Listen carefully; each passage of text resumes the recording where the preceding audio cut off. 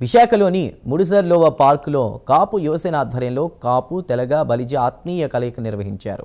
ఈ కార్యక్రమంలో మాజీ మంత్రులు బొత్స సత్యనారాయణ, గుడివాడ అమర్నాథ్, మాజీ ఎమ్మెల్యే కరణం ధర్మశ్రీ పాల్గొన్నారు. కాపు కులం పేరు చెప్పుకోవడానికి భయపడాల్సిన పని లేదని బొత్స సత్యనారాయణ అన్నారు. కాపు కులంలో పుట్టడం వల్లే తాను పీసీసీ చీఫ్ మంత్రిని అయ్యానని బొత్స వ్యాఖ్యానించారు.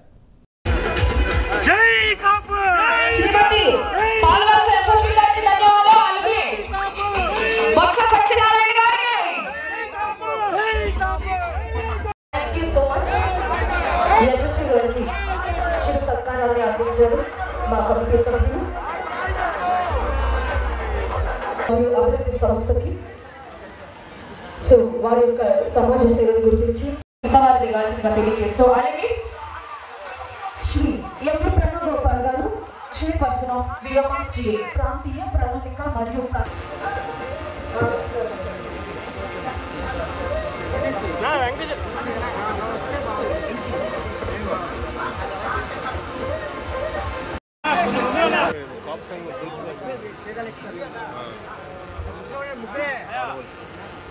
అందరికీ నమస్కారం. మీ అందరిని చూస్తే నాకు ఇంకా మాట్లాడడానికి ఏం వర్డ్స్ అయితే లేవు.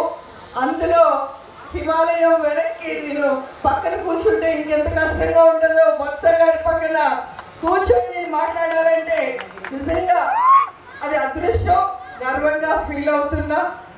అయితే మీ అందరితో మాట్లాడడానికి ఒకటి, మనందరం ఒకే కులం, మన కులం మన బలం అన్నది ఈరోజు మనందరం చూస్తున్నాం. ఆ విధంగా అయితే మీతో నేనున్నాను అంటూ మనతో కలిసి నడుస్తున్న మా సోదరుడు ప్రణవ్ గోపాల్ గారు మాట్లాడుతుందిగా కోరుతున్నాం. అందరికీ నమస్కారాలు. నా కుటుంబ సభ్యులందరూ కూడా పేరు పేరు నమస్కారాలు తెలియజేసిన వేదిక మీద పెద్దలకు అదేవిధంగా అందరూ కూడా మొదటిసారి ఇంతవరకు ఎప్పుడు కూడా కమ్యూనిటీ మీటింగ్స్ రాలేదు.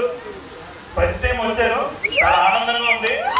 ఇంత చక్కని కార్యక్రమాలు ఆర్గనైజ్ చేసినటువంటి కాపు యువసేన అధ్యక్షులు వెంకటేష్ గారికి, అదేవిధంగా మరివేలు శ్రీనివాస్ గారికి అందరూ కూడా పేరు పేరు తెలియజేసుకుంటూ నేను మీ కుటుంబ సభ్యుడిని, ఎప్పుడు మీకు అండగా ఉంటా, ఏమున్నా కూడా ఏ సమస్య ఉన్నా కూడా అందుబాటులో ఉండడం మీద తెలియజేసుకుంటూ సెలవు తీసుకుంటాను. ధన్యవాదములు.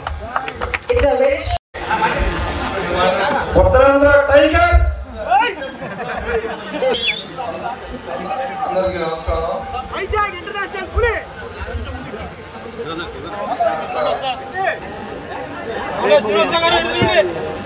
ముందున్న సోదరులు సోదరిమణులు, వేదిక మీద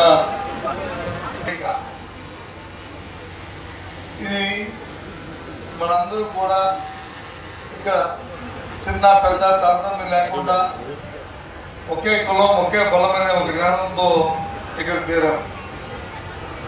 ఈ సంవత్సరానికి ఒకసారి ఇంకో పండుగలాగా జరుపుకున్న తరుణం. నేను ఇంకో ఇది రెండోసారి రావడం, అంటే గత సంవత్సరం అలాగే అంతకు ముందు ఒకసారి వచ్చాను. మళ్ళీ ఇప్పుడు మళ్ళీ మనం పిలిస్తే మళ్ళీ కూడా వచ్చాను ఇవాళ ఈరోజు. చాలా సంతోషం. నేను మీ అందరికీ ఒకే మాట చెప్తానుకున్నాను. కులాలు మీ సమావేశాలు ఇవన్నింటినీ దయచేసి రాజకీయాలు ముడిపెట్టుకోండి. అది కాదు. ఎన్నో రంగాలు ఉన్నాయి. అందులో ఒక రాజకీయం అనేది ఒక రంగం, అందులో ఒక రాజకీయమైన రంగం. మనమందరం కూడా అన్ని రంగాల్లో కూడా మనందరం మేటిగా ఉండడానికి ఆలోచించేయాలి. అది ఏదైనప్పటికీ కూడా అది. కానీ చాలా మంది ఏం చేస్తారంటే తెలుసో తెలియకోవడం తెలియదు కానీ కులం పేరు చెప్పుకోవడానికి కొంత భయపడతాం. ఆ భయపడాల్సిన అవసరం లేదు, మనకి అవసరం లేదు. ఎందుకంటే ఏ రంగంలో రాణించాలంటే నువ్వు ఎవరో తెలిస్తే కదా నిన్ను పైకి తీసుకురావాలని చేస్తారు. కాబట్టి మనం పుట్టిన మనం జన్మించిన తల్లిదండ్రులని, మనం చెప్పిన చదువు చెప్పిన ఉపాధ్యాయుడిని, అలాగే మనం పుట్టిన కులాన్ని ఎప్పుడు మర్చిపోక్కర్లేదు, ఎప్పుడు చెప్పుకోవడానికి మనం చెప్పుకోవక్కర్లేదు కూడా. దయచేసి చిన్న ఎగ్జాంపుల్ చెప్తాను. రాజకీయాల్లో ఉన్న ఎగ్జాంపుల్ చెప్తాను. మన వారికి అవకాశం వచ్చినప్పుడు మన వాడికి ఎవరికైనా సహాయం కావాల్సి వచ్చినప్పుడు ఓ చేయూతనిచ్చి వాళ్ళకి బయటకి వెళ్ళడానికి ప్రయత్నం చేయవలసిన బాధ్యత మనకున్నది. అది ఒకటే నేను కోరుకుంటుంది. అది ఎవరైనప్పటికీ కూడా అది ఎవరైనా ఒక సహాయం చేస్తే ఆ సహాయం వల్ల మన వారికి మన మనిషికి కానీ లేకపోతే మనం ఉంటున్న దాని పరిసరాలకు కానీ లేకపోతే మనం ఉన్న పార్టీకి నష్టం లేకుండా వాటిని బయటికి తీసుకురావడం అనేది సమంజసం. అది కాదు కోరుకోవాలి. చాలా అది వరకు నా వరకు నేను గెలిపి చూపుకుంటున్నాను. నాకు ఇచ్చిన నా కోడలు ఇచ్చారు. నాకు ఉండొచ్చు, నా పాజిటివ్లో ఉండొచ్చు, నా ఇంట్లో ఉండొచ్చు. అది పక్కన పడేస్తే అందుకు వచ్చారు. నేను ఉమ్మడి రాష్ట్రంలో తీసుకొచ్చిన ఏంటంటే దీంట్లో